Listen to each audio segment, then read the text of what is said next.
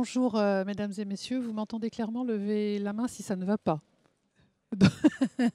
C'était un petit piège, vous êtes très attentifs. Je suis Corinne Delatour, journaliste, et on va parler tout de suite pendant 30 minutes entre nous, et puis on aura 15 minutes d'échange avec vous. On va parler du déploiement, du développement des énergies renouvelables dans les... J'ai une dame qui a un problème de casque là-bas, qui fait des grimaces, qui se déploie dans les territoires. Donc, attendez, parce que je vais vous montrer. Voici les intervenants que j'ai l'honneur d'avoir autour de moi. Donc Fabrice Devallois, qui est à l'extrême droite pour vous, Yann Le Bolloc, qui est à côté de moi, et Sylvain Martin, qui ont accepté de venir raconter cette histoire qui est une belle histoire d'accélération, en fait, dans un département, le Loiret, mais pas que. Une belle association entre la Banque des Territoires et TEN Énergie que vous avez créée ensemble. Donc le focus, c'est le mix énergétique, c'est évidemment les énergies renouvelables. En 2022, vous le savez, on a finalement consommé des énergies renouvelables à hauteur de 20,7%, ce qui est un bon score, mais on est seulement à mi-parcours, hein, parce que l'objectif, c'est plutôt dans les 40, mais on sent une accélération malgré cette avancée, donc il y a encore pas mal de boulot à faire. Yann Le Bolloc, je vous l'ai présenté. Sylvain Martin, je vais commencer avec vous, Fabrice. Donc, vous êtes à la Banque des Territoires. Vous avez souhaité inviter Yann Le Bolloc, qui est à côté de moi, et vous allez me dire pourquoi, ainsi que Sylvain Martin sur un projet concret, puisqu'il n'y a rien de mieux que de parler concret dans des ateliers. On est là pour ça. Et l'idée, c'était quand même de montrer qu'à vous trois, vous formez un trio gagnant. Tout à fait. Alors effectivement, Terre d'énergie développement, c'est une société qui a été créée en juin 2023. Donc c'est une société créée à l'initiative de la Banque des Territoires et de Ténergie. L'objectif pour nous commun, c'était d'accélérer le déploiement des ENR. Et donc ce qu'on a voulu faire avec la société Terre d'énergie développement, c'est de pouvoir permettre de se positionner sur les projets ENR à un stade plus amont que ce qu'on faisait jusqu'à présent. Et en particulier de pouvoir répondre aux projets des collectivités locales. Et donc là, le projet dont nous allons parler ce matin avec la SEM Loire Énergie, c'en est la parfaite illustration. Alors Yann, vous faites partie de ces acteurs que je qualifierais d'experts des énergies renouvelables. Et comment est-ce que vous positionnez Terre d'énergie développement? Alors déjà, merci Fabrice de nous avoir conviés pour ce rendez-vous. Effectivement, Terre d'énergie développement, c'est la plateforme d'accélération mise en place par la Banque des Territoires et Ténergie. Ténergie, c'est un développeur d'énergie renouvelable depuis plus de 15 ans, donc dans le domaine du photovoltaïque, de l'éolien, et puis plus récemment de la méthanisation et de l'hydroélectricité. Et donc, on essaye de trouver des solutions avec les territoires pour faire du sur-mesure, en fait, en fonction à la fois du contexte local, en fonction de la volonté aussi des acteurs, des élus locaux, de s'impliquer sur les énergies renouvelables. Et donc, voilà, on fait un peu du travail à façon et on travaille de manière étroite avec les SEM, les sociétés d'économie mixte, qui se sont créées ces dernières années à l'initiative des élus locaux. Alors, une approche intéressante également, c'est l'idée du partage de la valeur. Donc, vous travaillez très en amont avec les territoires, mais dans cette idée de partager la valeur dès le départ. Oui, à partir du moment où vous produisez de l'énergie sur un territoire, vous allez créer de la valeur, c'est-à-dire une valeur économique avec des retombées financières. Et on est convaincu que le partage de ces retombées financières auprès des différents acteurs. Alors bien évidemment, on pense au propriétaire du foncier qui va accueillir la production, donc à qui on va verser un loyer. Et puis, on peut avoir d'autres acteurs, des collectivités, des particuliers, des agriculteurs qui sont intéressés pour prendre des parts dans les projets. Et puis, on le dit pas assez souvent, mais on fait travailler beaucoup d'entreprises locales sur la partie développement, construction, exploitation, parce qu'on a besoin d'avoir de la réactivité, de la proximité. Et donc, on anime un réseau aussi d'entreprises locales à l'échelle nationale qui contribuent aussi à développer l'économie locale. Sylvain Martin, dans le Loiret, les ENR, vous connaissez, vous me disiez lorsqu'on s'est rencontrés que le parc éolien y avait été largement déployé. Est-ce que c'est encore acceptable pour les habitants, les citoyens, le développement des parcs aériens, en tout cas dans votre département, dans votre région? Merci pour cette question. Je tiens aussi à remercier Fabrice et puis Yann pour cette invitation. Oui, l'acceptabilité des ENR dans le Loiret, c'est un vrai sujet. On a deux, deux types d'ENR qui sont en termes d'acceptabilité plutôt mal avancés, moins avancés. C'est l'éolien, puisqu'il y a eu beaucoup de déploiements, et puis la méthanisation. Donc sur ces deux aspects-là, nous avons plus le mal à déployer ces ENR. Il y a moins de tolérance. Il y a moins de tolérance, effectivement. À l'entrée, j'ai envie de dire. Il y a moins d'écoute. Donc, pour développer un projet, ce sont de longues étapes. Hein, et donc, d'abord, ce test de sensibilité fait auprès de ces ENR fait que, bon, on s'est plutôt nous retranché au niveau du photovoltaïque, au niveau du plan d'affaires de Loiret Énergie. Okay. Sur quel projet vous avez travaillé donc, avec les équipes de Yann? Voilà. Il fallait bien que ça arrive. C'est bon. Donc, allez-y. Avec les équipes de Yann, hein, en fait, je vois Sophie Ferracci qui est dans l'atelier. Donc, c'est un peu grâce à elle, en fait, que nous nous sommes rapprochés, puisque Loiret Énergie, dans son actionnariat, a également la Banque des Territoires. Donc, nous nous sommes rapprochés comme ça, par truchement. Et nous travaillons en particulier sur un projet qui est à La Ferté-Saint-Aubin, au sud d'Orléans, et sur à peu près une trentaine d'hectares en zone agricole pour développer un projet agrivoltaïque avec une exploitante agricole qui, à terme, va faire de l'élevage bovin avec l'ambition d'être bio.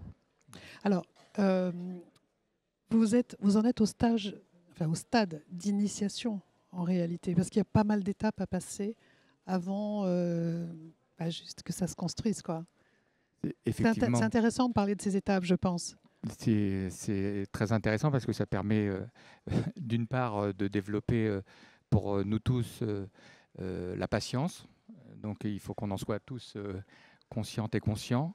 Alors la patience à la fois pour les élus locaux que je représente en fait indirectement, mais pour leur expliquer que c'est un temps long, qu'il va falloir pas forcément se projeter sur un temps court à 6 mois, mais on est plus sur du moyen terme.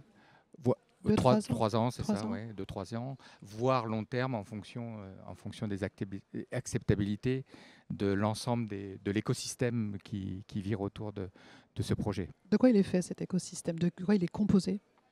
Vous avez plusieurs acteurs, hein, donc il y a à la fois les services de l'État pour les instructions, il y a les riverains qui sont aussi largement impactés par ce genre de projet, il y a l'exploitant agricole, le propriétaire du terrain, et puis après, il y en a certainement d'autres, hein, mais Yann, tu peux compléter si tu le souhaites. Yann, si vous voulez compléter. Oui, c'est un processus effectivement qui est assez long. En fait, une fois qu'on a signé la promesse de bail avec le propriétaire, on engage des études. Et ces études, elles sont assez longues. Elles dépendent des délais d'instruction par les différentes institutions qu'on doit mobiliser. Et puis, à la fin, on a effectivement une idée plus précise du projet qu'on va présenter aux élus locaux, à la population, pour aussi préparer l'accueil d'un projet industriel, parce que ça reste un projet industriel qui vient s'implanter dans des zones, là en l'occurrence rurales. Et donc il y a tout un temps aussi d'explication, de pédagogie, et de voir de quelle manière on peut accompagner vraiment une mise en œuvre la plus, j'ai envie de dire, équilibrée, parce qu'après on va l'exploiter pendant 30 ans, avec la particularité sur l'agrivoltaïsme où on va partager l'exploitation avec l'agricultrice.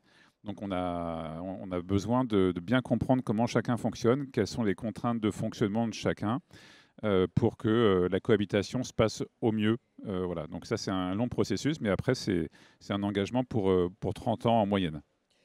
Fabrice, pardon, Sylvain, vous vouliez compléter. Fabrice, à quel moment est-ce que vous entrez en piste, la Banque des Territoires? Oui, alors en fait, ce que je voulais dire déjà, c'est que avant la création de TED, en fait, donc la Banque des Territoires, Terre d'énergie développement. Terre d'énergie développement, pardon. Donc avant la création de Terre d'énergie développement, la Banque des Territoires pouvait investir dans les projets portés par les collectivités, mais elle le faisait à un stade plus aval des projets. Donc une fois que les projets avaient atteint les stades des autorisations et étaient sur le point de démarrer la construction du chantier en tant que tel, donc à un stade assez dérisqué. Là, avec Terre d'énergie développement, donc, on a voulu avec Tenergy, parce que donc, ce que l'on fait là sur les plateformes historiques, on le fait avec une quinzaine de partenariats, dont Tenergy avec deux partenariats qui aujourd'hui représentent plus de 700 MW en exploitation et plus de 1500 centrales, donc c'est des volumes assez significatifs. Mais avec Terre d'énergie développement, on a voulu aller un cran plus loin et pouvoir adresser cette brique qui nous manquait donc, pour accompagner les projets des collectivités dès la phase d'amorçage du projet, dès la phase de développement. Et ce faisant, donc, nous sommes en mesure, avec Terre d'énergie développement et les plateformes historiques, de pouvoir accompagner les collectivités pendant toutes les phases du projet. Donc, en ce faisant, donc, la Banque des Territoires permet de faire bénéficier aux collectivités d'un partenariat plus large au cas d'espèce avec Tenergy. Donc, pour répondre à votre question, donc, il y a deux types de projets qui ont été jusqu'à présent développés au niveau de TED, donc des projets spécifiques. C'est le cas du projet qu'on en développe avec la Seine-Loire Énergie. Dans ce cas de figure, on l'a dit, c'est notre directrice régionale qui a pu mettre en relation avec Terre d'énergie développement pour bien adresser les spécificités du projet. Et puis TED a vocation aussi à répondre plus largement aux appels à manifestation d'intérêt qui sont lancés par les collectivités locales. Et là, la force de TED, c'est qu'elle peut s'appuyer sur le réseau de la Banque des Territoires, sa connaissance fine des territoires et des réseaux qui la constituent pour bien environner le projet, bien environner les parties prenantes de l'AMI. Voilà. Ok, Yann, vous connaissez évidemment très très bien le projet. Moi, ce qui, je pense, peut intéresser notre public aujourd'hui, c'est comment est-ce que la mise en contact se fait entre une agricultrice porteuse de cette ambition et cette organisation que vous représentez. Alors ça peut se faire de différentes manières. Souvent, c'est par le biais des collectivités qui sont déjà intéressées pour développer les énergies renouvelables sur leur territoire. De plus en plus, on a aussi des agriculteurs qui cherchent aussi à diversifier leurs revenus et donc du coup, qui cherchent à voir de quelle manière on peut faire la couverture, par exemple, de leur hangar agricole. Ça, c'est un peu le cœur de métier historique de Tenergy. Donc, on connaît très bien ce monde agricole. Et puis, de voir de quelle manière, en fait, des terrains qui seraient propices à accueillir de l'agrivoltaïsme, en fait, puissent être identifiés.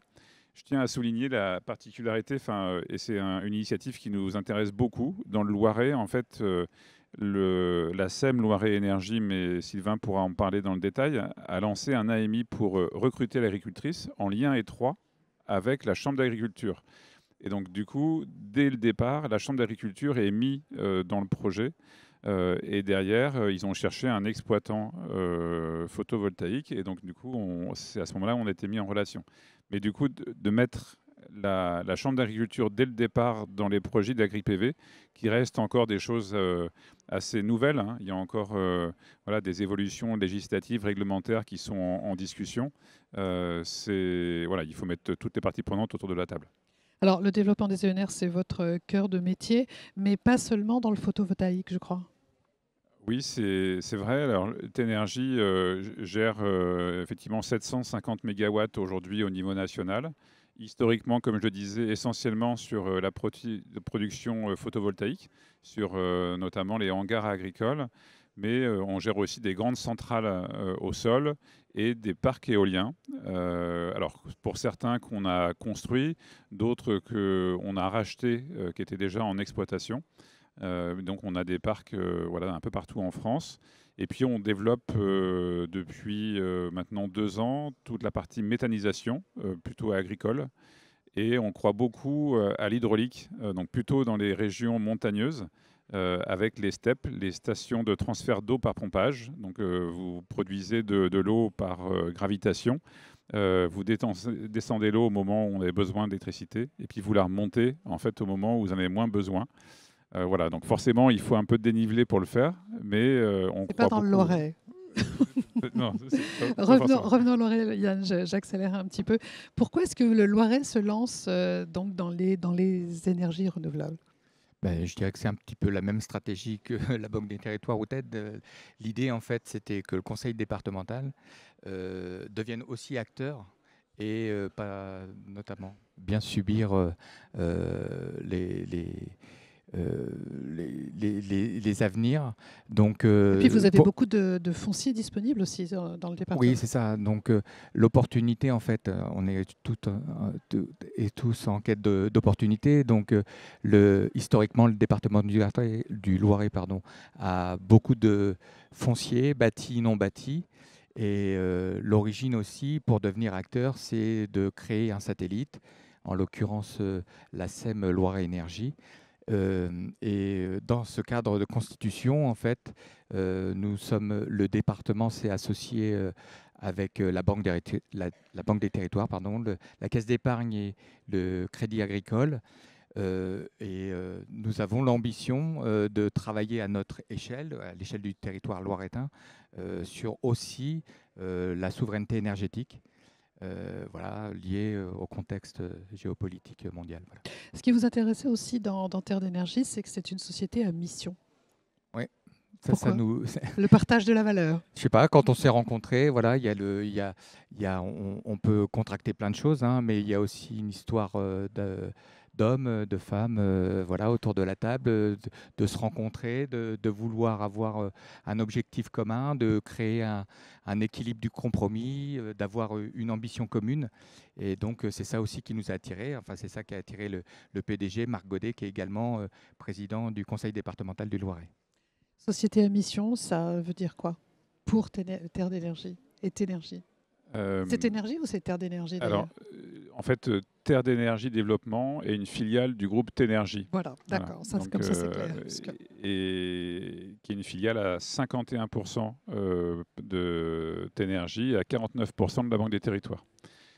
L'entreprise en mission pour le groupe Ténergie, c'est devenu aujourd'hui la colonne vertébrale de notre action, impulsée par notre président Nicolas Geoffrin et animée quotidiennement par François Trabucco, notre directeur général, de voir de quelle manière, dans tous les métiers de l'entreprise, on peut intégrer cette prise en compte de l'impact social et environnemental dans nos pratiques, et de voir de quelle manière on peut construire des solutions pragmatiques avec l'ensemble des parties prenantes. Vous l'avez compris, on travaille avec beaucoup d'interlocuteurs, des collectivités, des entreprises, des industriels, des agriculteurs, des particuliers, et de voir de quelle manière on peut tendre vers à la fois la réussite de notre modèle économique, parce qu'on est une entreprise qui doit avoir aussi sa rentabilité, et puis en même temps cette prise en compte des enjeux environnementaux, des enjeux de solidarité, pour deux principales raisons.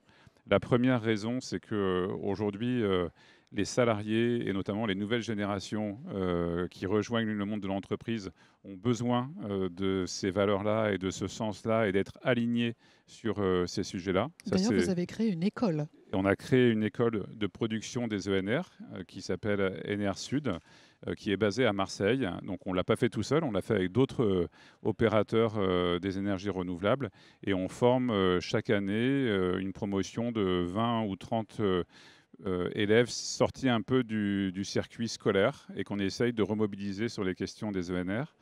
On a également un fonds de dotation qui s'appelle Synergie Renouvelable et qui collecte en fait un petit pourcentage des transactions financières qui sont menées par les opérateurs des ENR et qui permet de financer des projets d'énergie renouvelable dans les pays en voie de développement.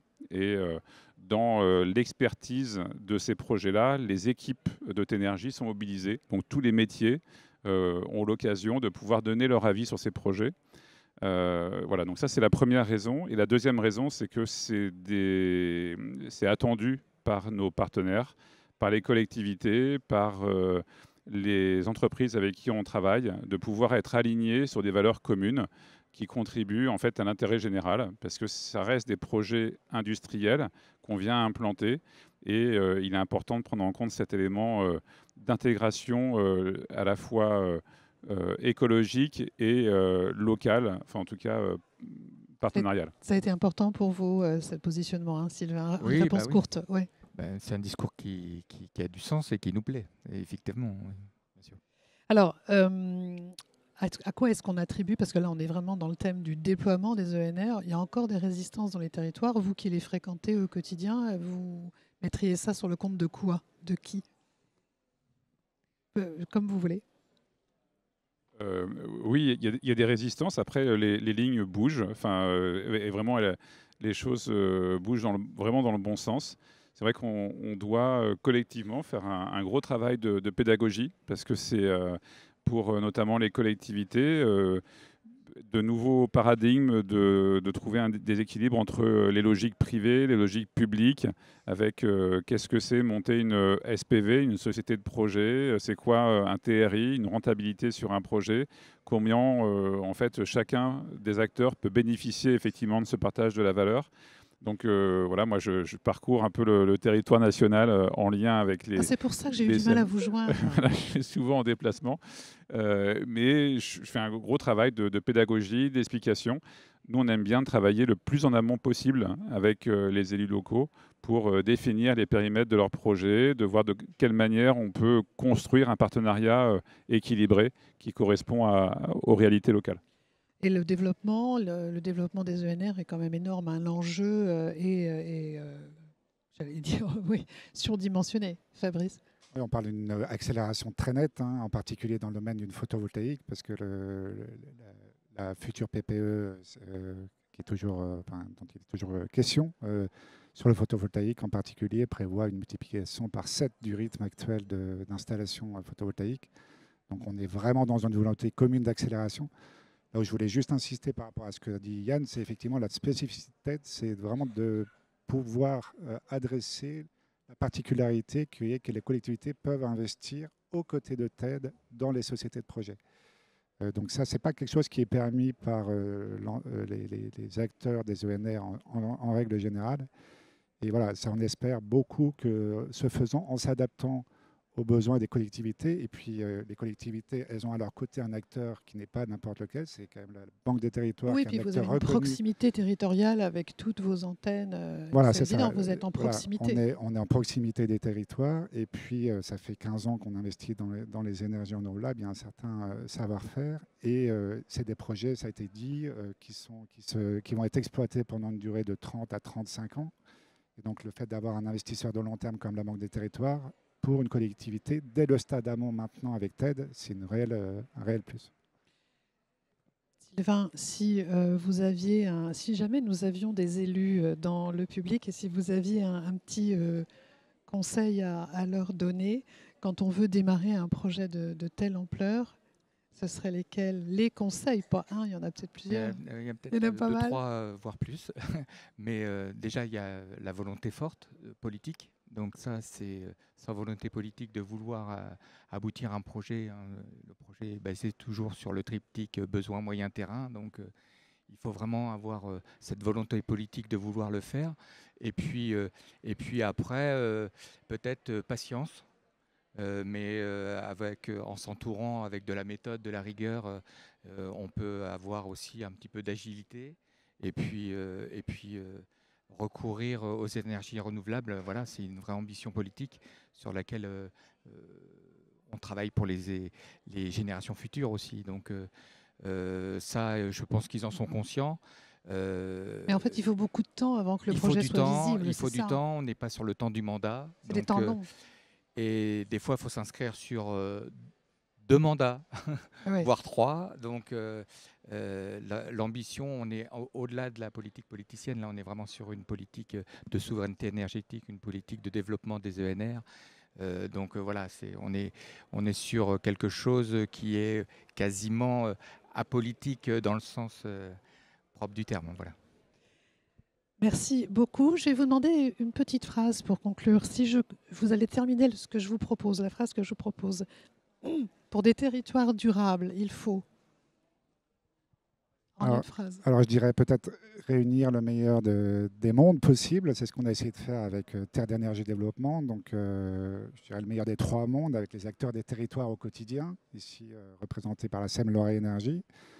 Un acteur financier puissant, la Banque des territoires, connecté au territoire avec une implantation territoriale forte et adossé au groupe Caisse des dépôts qui a fait de la transition énergétique et de la décarbonation du mix énergétique une priorité stratégique. Et puis un développeur sachant, T-Énergie, qui installe chaque année environ 100 MW de nouveaux projets par an. Donc c'est très important. Et qui a 300 professionnels mobilisés pour l'accélération des ENR. C'était une phrase, vous avez triché, Fabrice. Alors, Sylvain, une phrase. Donc, pour des territoires durables, eh bien, il faudrait, dans toutes les négociations à faire, être constamment sur la recherche de l'équilibre du compromis entre tous les acteurs. Et Yann ? Beaucoup de choses ont été dites. Je pense qu'il faut de la détermination et une mobilisation de l'ensemble des parties prenantes.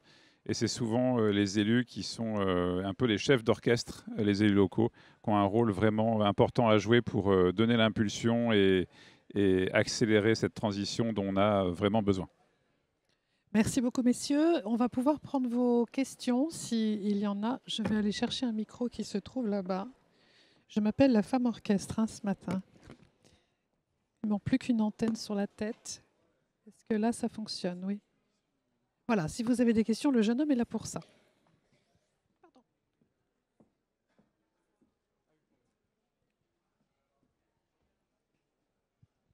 Ah, c'est un monsieur qui est dans le noir, on vous voit pas. Je suis tout derrière. Bruno Parazotte, collectivité européenne d'Alsace. Je connais un peu Yann et en visio Monsieur Martin. Et j'avais juste une question. Quel est finalement le lien contractuel entre la SEM et TED? Enfin, comment ça se passe? Et à quel moment ça a débuté par rapport à la création de la SEM? Alors, au moment où la SEM a voulu en fait développer ce projet, elle a cherché un opérateur. Et donc, voilà, comme on l'a indiqué tout à l'heure, on a été mis en relation via la Banque des territoires. Et notamment la direction régionale Centre-Val de Loire. Et donc, voilà, après, pour chaque projet, on va créer une société de projet dont l'actionnariat va être l'ASEM et Terre d'énergie développement, éventuellement d'autres acteurs. Dans cette configuration, on est 2. Donc, on est en train de discuter ensemble des termes de ce partenariat. Et ensuite, il y aura une promesse de bail qui sera signée entre le propriétaire, le département du Loiret, et cette société de projet qu'on va créer ensemble. Et donc, ces sociétés de projet sont à part égale, ou enfin, c'est la SEM et TED qui sont ensemble dans chaque SPV et qui, au fur et à mesure des projets, selon les opportunités, décident de travailler ensemble. C'est comme ça que ça se passe. Oui, coup par coup. Il y a 2 types de configurations. Il y a une configuration effectivement par SPV pour un projet dédié. Et puis, nous, on défend aussi beaucoup la construction de partenariats plus structurants, plus long terme, dans le cadre de JV, qui pourrait être donc à l'étage au-dessus de la société de projet, donc, où on se met d'accord sur un type de projet ou un volume de projet ensemble, et qu'on va développer. Et donc, du coup, cette JV commune pourra prendre des parts, souvent à 100%, en fait, dans les sociétés de projet en dessous. Donc, c'est 2 niveaux. Après, nous, on défend aussi une approche pragmatique. Sylvain l'a dit, c'est une relation de confiance qui doit se construire. Il voir si on est capable de travailler ensemble, si on a des modes opératoires de nos équipes respectives qui sont compatibles. Et donc, souvent, on travaille sur un niveau SPV au début, sur un premier projet. Et puis ensuite, si ce partenariat est concluant et gagnant, on va travailler sur un niveau plus structurant au-dessus. Le choix de Loire Énergie, si j'ai bien compris votre question au début, de s'associer avec TED était aussi au niveau de la particularité du terrain qui était en domaine privé. Donc on a contracté de gré à gré. C'était ça aussi la volonté. Est-ce que vous avez besoin d'un micro, mesdames et messieurs? Monsieur devant. Bonjour, Romain Vauchel du département des Hauts-de-Seine. J'avais une question un peu sur la même thématique. Je me demandais finalement quel est l'intérêt d'un montage avec une SEM pour un projet tel que vous l'avez présenté d'agrivoltaïsme, où on pourrait penser que le propriétaire, l'agricultrice, pourrait se rapprocher directement d'un développeur photovoltaïque pour mener son projet. Alors, dans le cas présent, l'agricultrice en fait est exploitante agricole. Elle n'est pas propriétaire du terrain. Donc il y a une convention CMD-SAFER, voilà, avec la particularité d'un exploitant agricole sur la Ferté-Saint-Aubin qui partait à la retraite. Avec, donc nous, c'est pour ça qu'on a lancé cette AMI agricole pour avoir un nouvel exploitant agricole. Donc ça répond d'une part à votre question. L'autre part, c'est que le département est effectivement propriétaire du foncier, mais l'idée aussi, c'est qu'ils, dans le partage de la valeur, comme le disait Yann tout à l'heure, c'est qu'ils deviennent aussi acteurs et prennent des parts aussi, même si ce n'est pas à court terme, mais avoir un petit peu des richesses de ce projet. Donc d'où l'ambition d'avoir créé la SEM Loire Énergie. C'est dans cet état d'esprit-là. Voilà.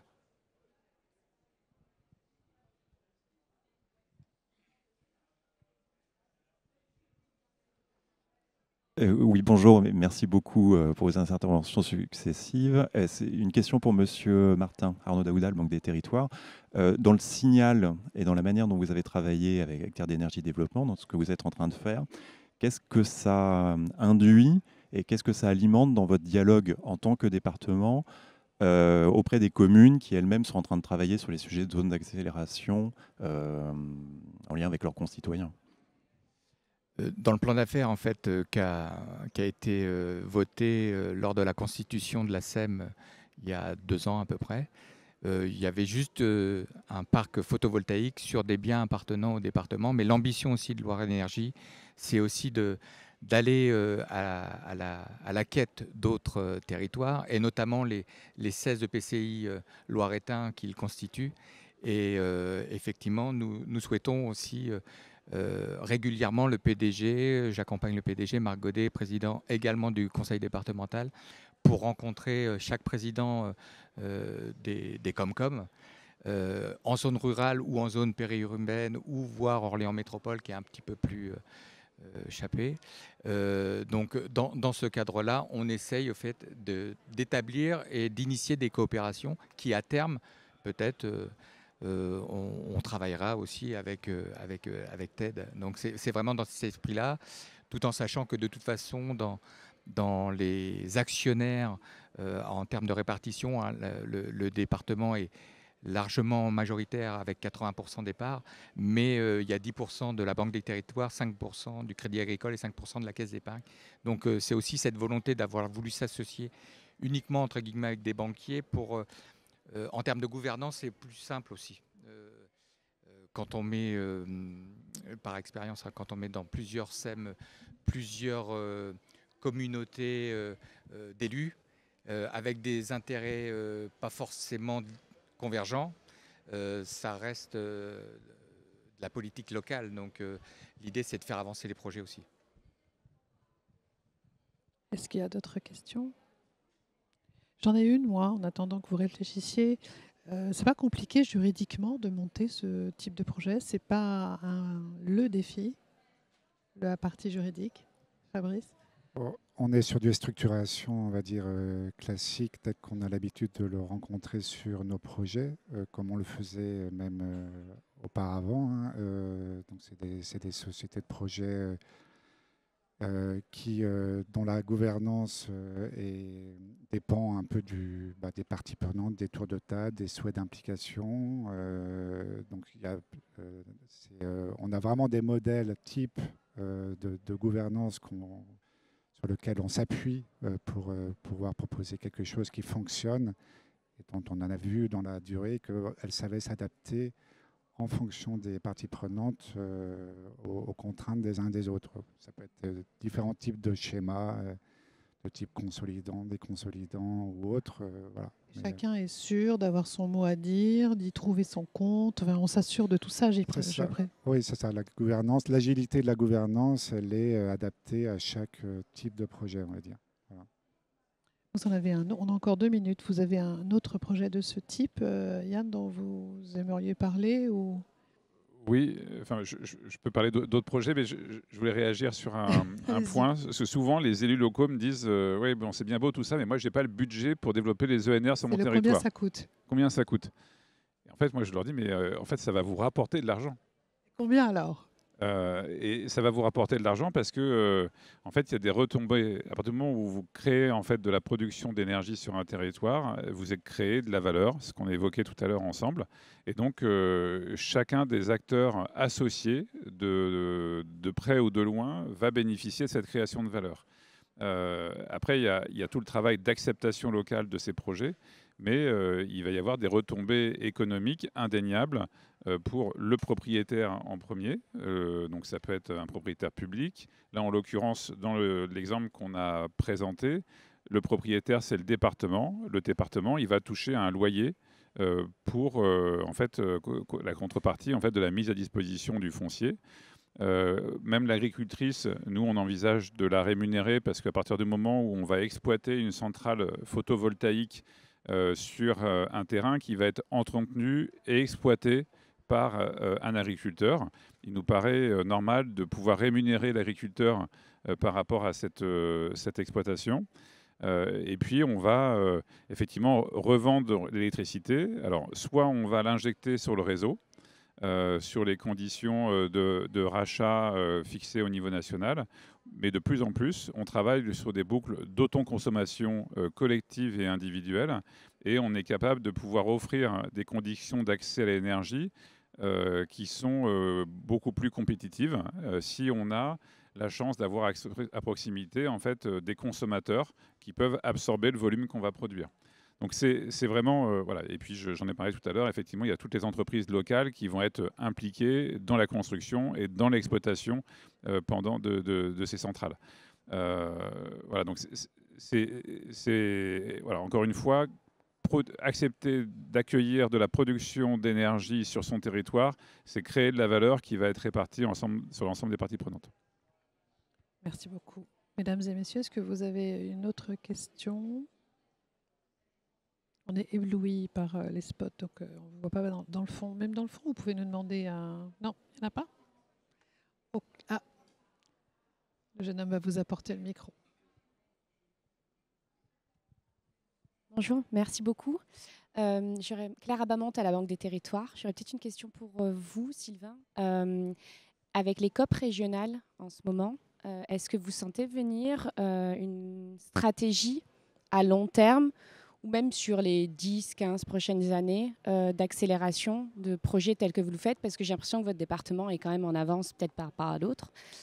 Et sur ces enjeux d'acceptabilité sociale des élus qui sont les chefs d'orchestre, vous les avez rappelés tous à plusieurs reprises, est-ce que justement vous avez une stratégie peut-être d'influence, de formation, de sensibilisation en arrière, justement aussi en lien avec ces enjeux budgétaires? Je me demandais comment tout ça était en train justement d'être pensé. Merci pour la question. Ça se fait, je dirais, de façon plutôt naturelle. Actuellement, on n'est pas, je sens pas poindre une stratégie régionale vraiment dans ce cadre-là. Ce qui est sûr, c'est que chaque élu est maintenant au fait de vouloir s'inscrire et être acteur. Ça, je pense que c'est un acquis. Après, sur les ambitions en tant que telles, ça reste encore à développer, à éclaircir. mon sens, hein. Peut-être qu'il ne répondrait pas à ça du tout.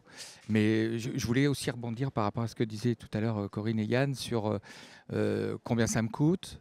Après, on passe à qu'est-ce que je gagne. Mais en fait, je crois que l'idée, en fait, et notre valeur ajoutée à Yann sur ce projet avec la Banque des Territoires, c'est de passer de qu'est-ce que je gagne à qu'est-ce qu'on gagne. Parce que si on reste sur notre propre partie, nous, à nous dire, voilà, qu'est-ce que je vais gagner moi autour de la table, on ne va pas avancer vraiment. Et l'idée, c'est de co-construire ensemble le partage, la valeur et avoir ce partage de la valeur ensemble. Voilà. J'ai une question là qui arrive au sujet, pour Yann, des zones d'accélération en cours de définition. Est-ce qu'on peut en parler ?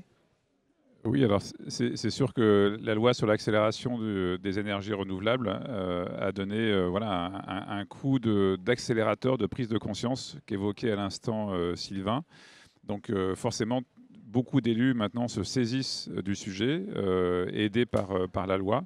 Alors c'est sûr que la définition des schémas d'accélération sont en cours de définition par les collectivités locales. Il y en a certaines qui sont plus en avance que d'autres. Mais il est certain que ça va dans le bon sens. Après, il y a encore un cadre réglementaire, législatif qui est en construction.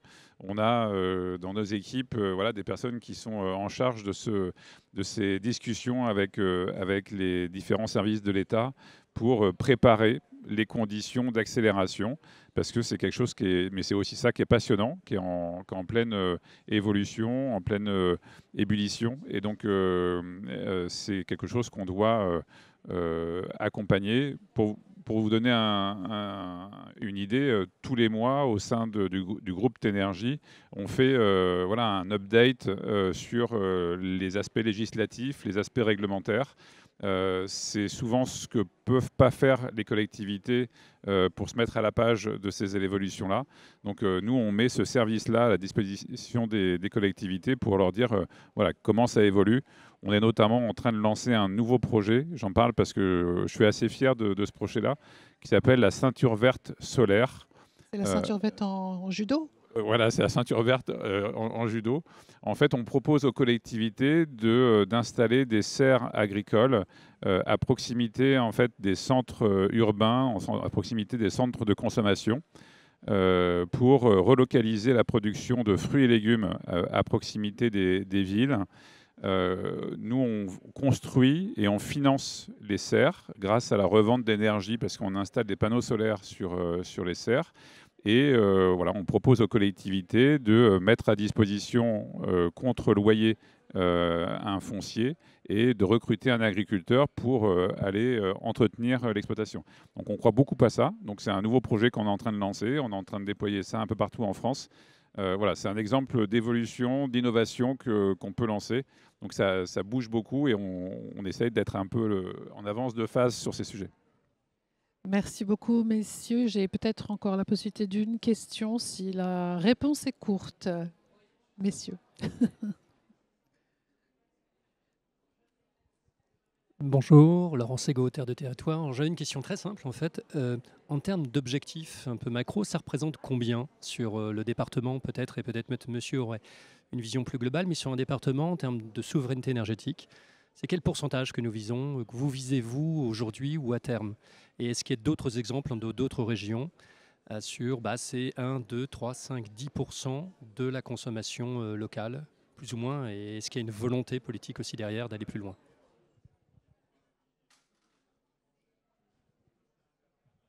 Alors, en fait, les objectifs chiffrés, ils sont effectivement ce qu'on a pu rappeler en début d'intervention sur l'objectif de 40% de consommation électrique d'origine renouvelable. Après, sur chacun des territoires, je ne sais pas s'il y a des régions ou des départements qui se sont fixés un objectif de production avec un volume d'une puissance installée, très certainement. En tout cas, ça serait intéressant de le faire. On est plus sur essayer de recenser les capacités de production pour voir quels sont les... On ne peut pas produire n'importe où et n'importe comment. Et donc, du coup, et cette loi sur l'accélération des énergies renouvelables permet d'identifier aussi, d'aider les collectivités à identifier le potentiel d'ENR sur son territoire, de recenser tous les sites potentiels et ensuite de déployer les projets sur ces... Voilà. Donc, c'est plus une démarche d'analyse du potentiel et qui va nous aider ensuite à fixer des objectifs. Mais vous avez raison, ça serait intéressant que chaque département, chaque région, et je pense qu'on y arrivera, se fixera ses objectifs long terme. Merci beaucoup. Bravo. Merci.